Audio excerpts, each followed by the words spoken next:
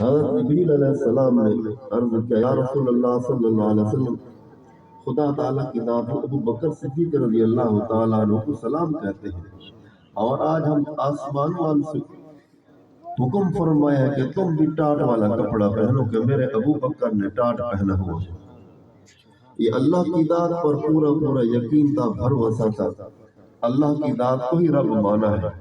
پھر خدا تعالیٰ کی ذات نے سلام بھی بھیجا ہے۔ حضرت جبریل علیہ السلام نے عرض کیا یا رسول اللہ صلی اللہ علیہ وسلم خدا تعالیٰ کی ذات فرماتا ہے کہ ابو بکر سے پوچھو تو مجھ سے ناراض تو نہیں؟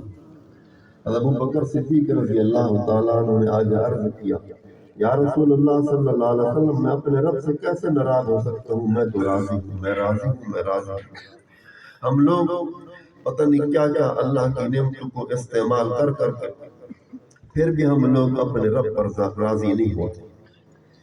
گھروں کے اندر ساری چیزیں خدا تعالیٰ کی ذات نے عطا کی ہوئی ہیں، پہننے کے لیے سب کچھ ہے، پھر بھی ہم لوگ اللہ کی ذات پر نعوذ باللہ راضی نہیں ہوتے۔ بزرگان دین ان کا یقین، ان کا بھروسہ پورا اللہ کی ذات پر تھا۔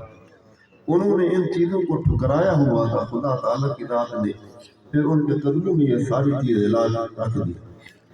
مولانا